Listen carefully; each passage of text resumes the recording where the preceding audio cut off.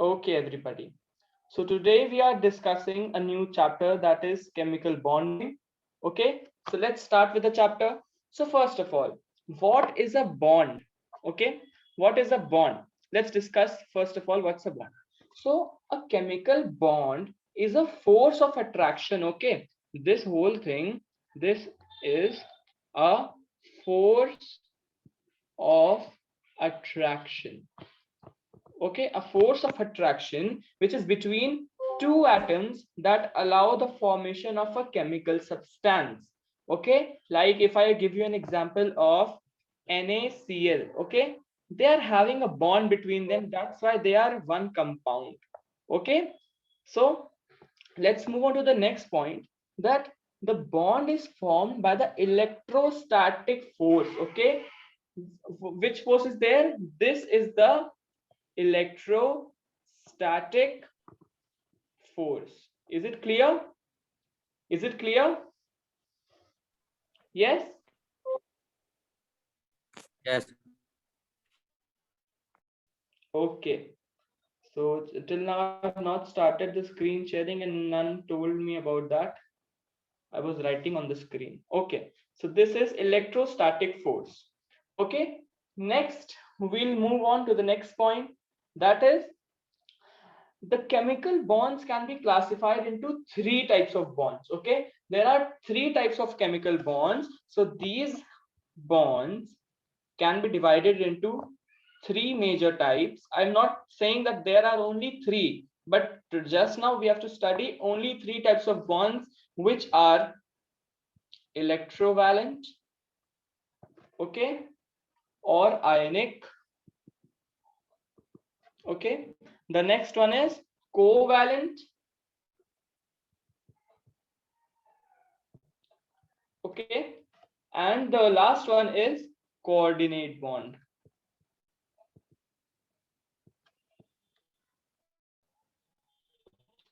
Okay, a coordinate bond. So let's discuss each of them in detail now. Okay, so first of all, we are moving on to electrovalent and covalent bond. So first of all, electrovalent bond. So electrovalent bond is a type of bond which is formed by transfer of electrons. So this is a keyword in the examination as well. They will look for the word transfer. So you have to mention the word transfer. Okay. So now I'll tell you what is electrovalent bond. So a chemical bond which is formed by this is a type of chemical bond formed by transfer of valence electrons. Okay, keep in mind they are the valence or the electrons which are in the outermost shell. Okay, is it clear? So now they are also known as Ionic bond. also known as ionic. Very good, ionic bond, not bound. Okay, ionic bond. Let's move on to the next point. So now there are several conditions for the formation of these bonds. Okay, condition for the formation of electrovalent bonds are: the first condition, if you have seen my videos, the previous video of a periodic table, then you must be knowing about these conditions very nicely. Okay, so first one is low ionization potential. Low ionization potential, this is asked in exams very often. So if you have not watched my previous video, it's on the YouTube channel, the link is there in the crash course group. Okay, so low ionization potential is needed. What is ionization potential? I'll just give you a short a definition of this which is used here. Okay, so this thing is valid actually for metals. Okay, and this transfer of valence electrons actually happens between a metal and non-metal. Okay, now tell me what is the difference between a metal and a non-metal. So if I give you what, here is a metal, okay, here is a metal. Akshay, please stop the, okay. So what is this? This is a metal. How will you identify a metal? A metal actually has the tendency to lose electrons, okay? Okay, and if I have a non-metal, that will have a tendency to Gain electron. yes, to gain electron. Gain electron.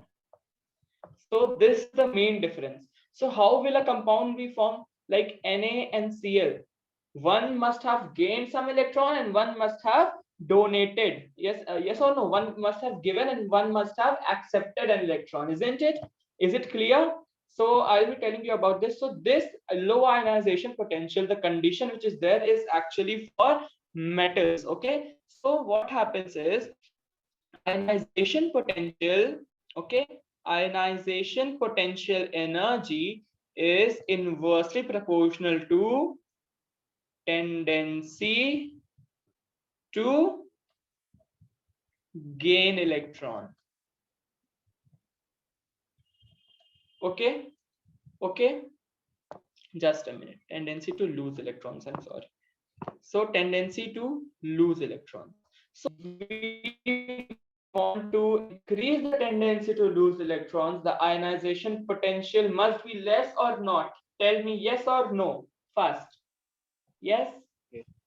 So that is why we want low ionization potential. I hope that now you have understood why do we want low ionization potential. The second condition for the formation of this is high electron affinity. High electron affinity. Okay, what is electron affinity? Electron affinity is actually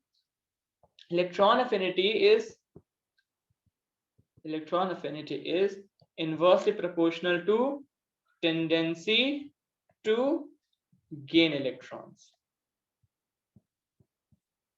Okay, and this statement is meant for non-metals, that the non-metals which are present must have high electron affinity. So a non-metal gains electron, has the tendency to gain electron. So in order to gain electron, okay, now there is a slight mistake here, not a mistake, there's a huge blunder here.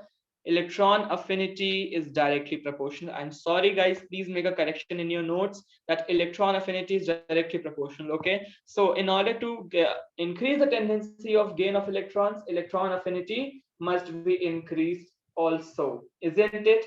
And moving on to the third and the last condition, that last condition is there should be a large electronegativity difference. Okay, large electronegativity, okay, difference. Next, now let's start with our journey of electrovalent compounds. So here comes a term that is named as electrovalency. What is this electrovalency? So electrovalency is the number of electrons which is lost or gained to form an electrovalent bond. Okay, so as the word only suggests that, what is this? This is the number of electrons, okay, lost or gained, okay, in order to form electrovalent compound. Is it clear? I'm moving on to the next topic, that is electron dot structure.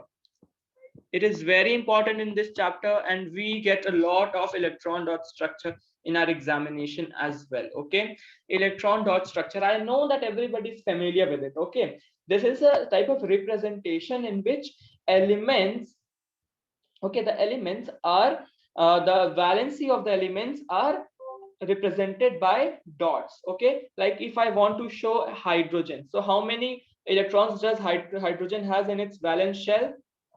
Tell me, who knows? It has one. Yes.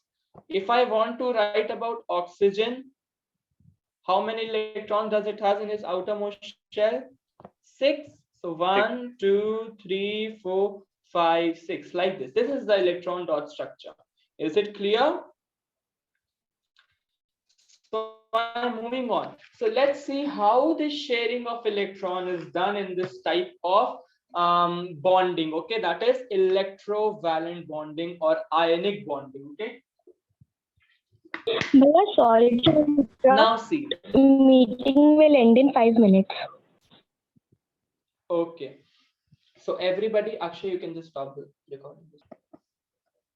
Okay, so now let's discuss about the electron dot structures of some of the electrovalent compounds. Okay, so we'll be discussing the electrovalent, this electron dot structure of 3 compounds which are mentioned in our syllabus. That is, I'll tell you the names. The first one is NaCl. That's the most famous compound, NaCl. Okay. Then we'll discuss about MgCl2 and then CaO. Okay, that is calcium oxide. So let's start with our first compound, that is NaCl. What is the name of NaCl? Common Sodium, Sodium chloride. sodium chloride or common salt. Okay, so sodium chloride. So sodium chloride is actually made up of 2 of the atoms, that is a sodium atom and a chloride atom, isn't it? Yes. So now if I talk about sodium, tell me what is the electronic configuration of sodium. Tell me now. 281. 281. Yeah, so we'll write sodium like this. Okay, and then we'll write the electronic configuration 281 here, and we'll mention which atom is this. So we'll write a sodium atom. Okay, I'm telling you, like this only you have to write in your examinations as well. So now we are making an electron dot structure. So sodium is having 1 electron in its outermost shell, isn't it? So let's make one cross here. Okay, dot or a cross, we can make any of these. Okay, plus plus the next one, the next was chloride. Okay, so let's write chloride here. So Cl. Tell me the electronic configuration of chloride. 287.